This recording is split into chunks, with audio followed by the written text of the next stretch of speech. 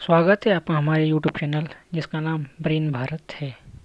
आज के वीडियो में हम प्लेटो कंसेप्ट ऑफ एजुकेशन पर थोड़ा नज़र डालेंगे कि प्लेटो के हिसाब से एजुकेशन सिस्टम कैसा होना चाहिए। अगर आपने प्लेटो कंसेप्ट ऑफ जस्टिस नहीं देखा है तो उसका लिंक मैं आपको डिस्क्रिप्शन में दे दूंगा, वहाँ से जाकर आप उसे भी देख सकते हैं। तो चलिए हम स्टार्ट करते हैं कंसेप्ट ऑफ एजुकेशन। सबसे पहले तो according to Plato, education is very important for establishing ideal state. He believes that all the three classes in the state must be properly trained and educated so that they may be able to perform their duties effectively, efficiently, properly. प्लेटो के अनुसार education important इसलिए है क्योंकि वो ideal state बनाने में मदद कर रहा है। जो 3 क्लासेस ऊपर बताई थी, जो हमने पिछले लेक्चर में बताया था कि 3 क्लासेस कौन कौन सी है, रूलर, वॉरियर, प्रोड्यूसर, उन तीनों को ये ट्रेन और एजुकेट करते हैं ताकि ये लोग स्टेट के लिए अच्छे से काम कर सकें। तो आगे हम देखेंगे and condition of ethene. Ethene system जो था, उसका जो एजुकेशन सिस्टम था वो प्राइवेट कंट्रोल था। प्राइवेट लोग, प्राइवेट बंदे कह सकते हैं जो उनको कंट्रोल कर रहे थे, जैसे कि सोफिस्ट आ गया, आइसोक्रेट्स। सबसे बड़ी बात क्या थी इस एथीन सिस्टम में कि वो बहुत ज़्यादा फीस ले रहे थे और स्टेट को कौन चला रहा था? सेल्फिश लोग और करप्ट स्टेट्समैन। जो करप्ट लोग थे वो लोग स्टेट को कंट्रोल कर रहे थे। Education in ancient Greece. The education in ancient Athens was not in good condition. It was under the control of sophists. The state did not anything for education of Athens. जो education system था ethene का वो सही हाथों में तो नहीं था, और कंट्रोल किसके हाथों में था? ये सोफिस्ट जो कि प्राइवेट थे। स्टेट कुछ भी अपने एथीन लोगों के लिए नहीं कर रहा था कि वो शिक्षित हों, अच्छे से पढ़ें लिखें और अच्छा काम कर सकें। उस टाइम 2 ग्रेड स्कूल थे, एक सोफिस्ट, दूसरा आइसोक्रेट्स। सोफिस्ट और आइसोक्रेट क्या थे? वो हैवी फीस चार्ज करते, जैसे हमने ऊपर पहले भी बताया था आपको, वो हैवी फीस लेते थे। और इसमें जो फीमेल्स हैं, लड़कियां, उनको एजुकेशन से दूर रखा जा रहा था। क्यों? ताकि वो खाली घर का काम कर सके, बाहर का ना पढ़े लिखे, ना खाली घर का काम। और जो करिकुलम सिस्टम है एथीन सिस्टम का, वो 3 हिस्सों में डिवाइडेड है। पहला प्राइमरी स्टेज, दूसरा सेकेंडरी और तीसरा टेरिटरी।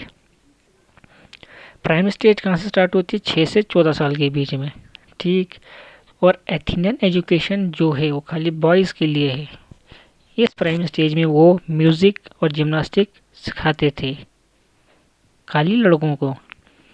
और सेकेंडरी स्टेज में क्या होता है, कुछ लोग ही इस एजुकेशन में ले पाते थे। क्यों? क्योंकि इस स्टेज में वो बहुत ज़्यादा फीस वसूलते थे। कौन? सोफिस्ट और आइसोक्रेट्स। और ये स्टेज जो है कहाँ से स्टार्ट होती है? 14 से 18 साल, ठीक। टेरिटरी स्टेज 18 से 20 साल के वर्ष से स्टार्ट हो जाती थी। इस स्टेज में जो भी एथेनियन यूथ थे, नौजवान बच्चे थे, उनको मिलिट्री ट्रेनिंग दी जाती थी इन 2 सालों में, ताकि वे देश के लिए कुछ कर सके। अब एजुकेशन स्पार्टा एजुकेशन सिस्टम जो है वो प्लेटो ने ही, ऐसा सब कह सकते हैं, उसको सपोर्ट किया ही। The Spartan educational system was under the control of the state. The state took the responsibility of education of its citizens. जो स्पार्टन एजुकेशन सिस्टम है वो तो एक स्टेट के अंदर कंट्रोल आती है, स्टेट कंट्रोल करती है उस सिस्टम को। और ऊपर क्या था? Private control. अब इसमें स्टेट कंट्रोल है। स्टेट कंट्रोल क्या करती है? स्टेट रिस्पॉन्सिबिलिटी लेती है कि वो हर एक नागरिक को, सिटीजन को शिक्षित करेगा ताकि वह भविष्य में कुछ अच्छा कर सके। Both boys and girls children at the age of 7 were separated from their parents and put in the hostels under the case of perfects. 7 साल की एज में जो भी लड़का लड़की बच्चे होते थे उन्हें अपने पेरेंट्स से, माता पिता से अलग कर देते थे और किधर डाले थे? हॉस्टल में। किस केस के अंडर? परफेक्ट। ठीक। There were no discrimination between rich and poor. कोई भी भेदभाव नहीं तो था इसमें कि ये अमीर है या गरीब है, सबके लिए सेम पैटर्न, जैसा अमीर पड़ेगा वैसा गरीब, जैसा गरीब वैसा अमीर।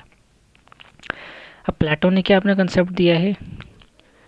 प्लेटो ने कहा है, Plato has given a detailed curriculum for state control educational system. His educational system consist of 2 stages. ये भी 2 हिस्सों में बांटा गया है, एक एलिमेंट्री एजुकेशन, दूसरा हायर एजुकेशन।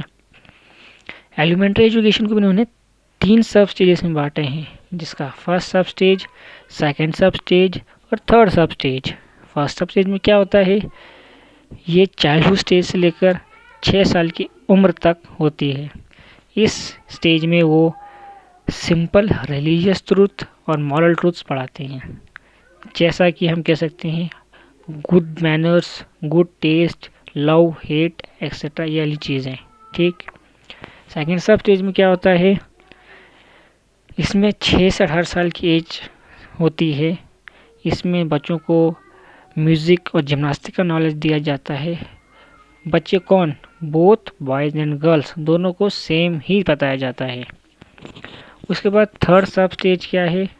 इसमें 18 से 20 साल की एलिमेंट्री एजुकेशन होती है, 18 से 20 साल की एज होती है और इसमें सेम मिलिट्री ट्रेनिंग प्रोवाइड की जाती है, मगर दोनों को, बोथ बॉयज़ एंड गर्ल्स। पिछले वाले में जो हमने पढ़ा था क्या बोलते हैं ये एरिस्टोटल का, ये स्पार्टा सोफिस्ट का, वो सेम वो बता रहा था कि वो मिलिट्री ट्रेनिंग खाली गर्ल्स को प्रोवाइड कर रहा था। इसमें वो दोनों बॉयज़ एंड गर्ल्स सबको पढ़ा रहे हैं। अब 20 साल की एज में नई स्टेज आ जाती है, हायर एजुकेशन सिस्टम। उससे पहले जो भी हायर एजुकेशन सिस्टम या तो क्वालिफाई नहीं कर सकता या किसी तरह से रह जाए, तो उसको जो सेकंड चीज़ है जो रूलिंग क्लास में रखी गई है, सोल्जर, उसमें डाल दिया जाता है। अब जो हमारा हायर एजुकेशन सिस्टम है वो भी 2 सब स्टेजेस में, फर्स्ट और सेकंड। ये स्टेज 20 से 30 साल की होती है एज। 20 साल की एज में एक एलिमिनेशन टेस्ट कंडक्ट करवाया जाता है।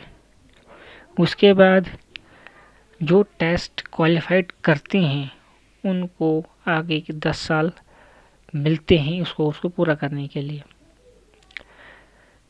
In this substage, the man and woman were given systematic scientific education, including the study of mathematics, arithmetic, plane and solid geometry, astronomy and logic. इस स्टेज में both man और women को एक systematic scientific education, science के बारे में, mathematic, arithmetic, geometry और astronomy वाली चीज़ें से पढ़ाया जाता था। हमारी लास्ट स्टेज जो है वो आती है हमारी 30 से 35 के बीच में।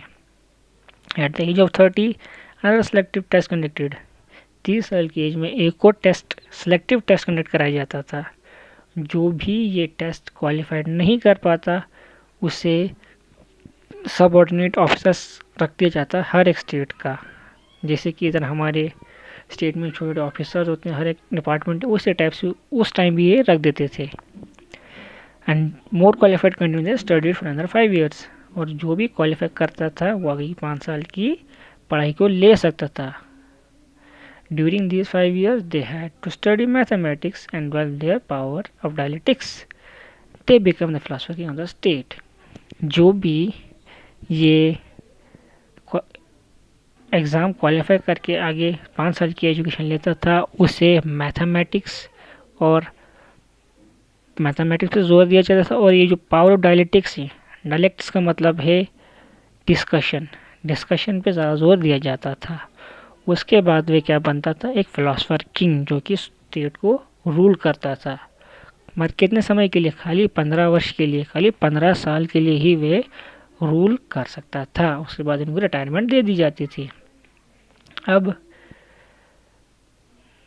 यह वीडियो यहाँ पर हम ख़त्म करते हैं। अगर आपको इसका PDF चाहिए तो आप हमें कमेंट में बता सकते हैं, हम आपसे कांटेक्ट करेंगे, या आपसे हम मेल ID आप अपना हमको सेंड कर दीजिए, हम आपको मेल कर देंगे। तब तक के लिए जय हिंद, जय भारत।